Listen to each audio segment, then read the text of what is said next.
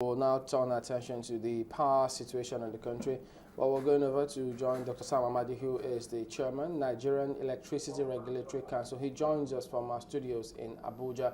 Morning, and thank you for joining us. Now, this plan by the federal government to offset the 25 billion naira old companies that supplied gas to the private independent power plants. Is this a permanent solution to this challenge that we've got? Thank you very much. It's one of the solutions to address the situation. First, there's a big debt overhang that threatens confidence of gas suppliers. So what we've just done by that is to clear the deck, as it were.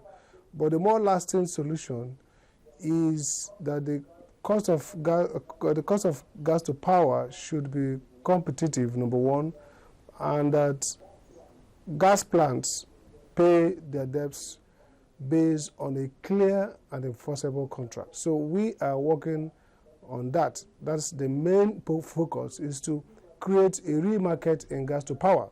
And that means contracts that are very clear and enforceable, because right now some of the gas suppliers do not feel obligated to continue to supply to power under every circumstance. So oftentimes, because the contract is based on best endeavor, if there's some unpleasant circumstance, they may not supply to power. So we want to make it in a way that they know there's a penalty for non-supply, and that the power plants themselves know that there's a financial penalty for not paying their debt. So first is to have a clear contract that creates clear obligation enforceable, and the second is to ensure that the price of gas is competitive, that is against other industries.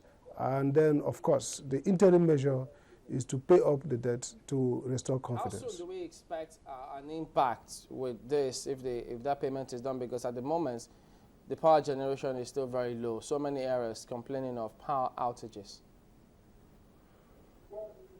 Well, you're right. The power generation is low because the NIPPs are supposed to give us about 2,500 or so megawatts today, running almost at half. They can only generate about 600 and something megawatts. So the power supply is low, and because gas supply is low. So the pricing is not just the issue. For example, in that press conference, the Minister of Petroleum mentioned about 500 million scoop of gas that is to be gathered from different gas projects that are ongoing.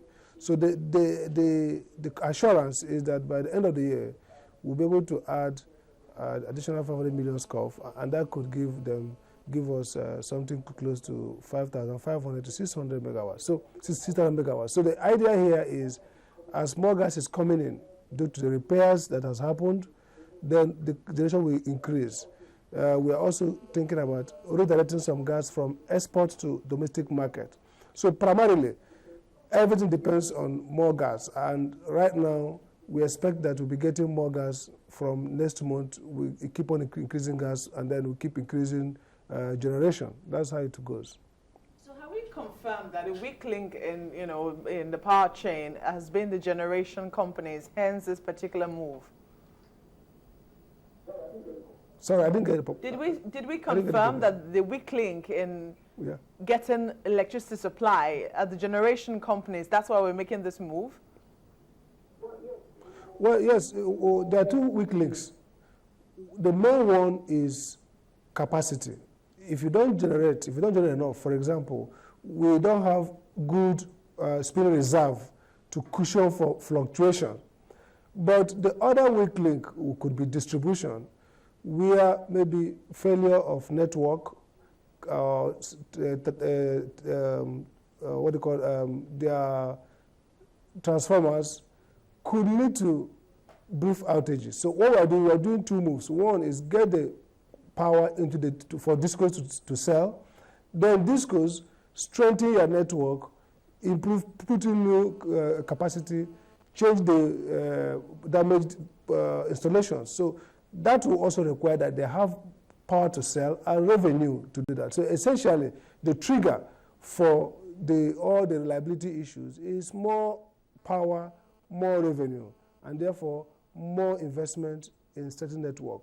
So if you ask me, the trigger should be more power, because their ability to service the network also depends on revenue that comes from selling power. Just a quick clarification. We understand that the debts being settled are legacy debts. They're debts that the generation companies inherited. Is that right? Well, they're a mixed bag. About 14 or 15 billion of that money are legacy. That means they were debts owed to the power sector before the new owners come. About the rest are debts that are accumulated since November after handover. But there's two caveats here. One is that the 25 billion is not yet a verified amount.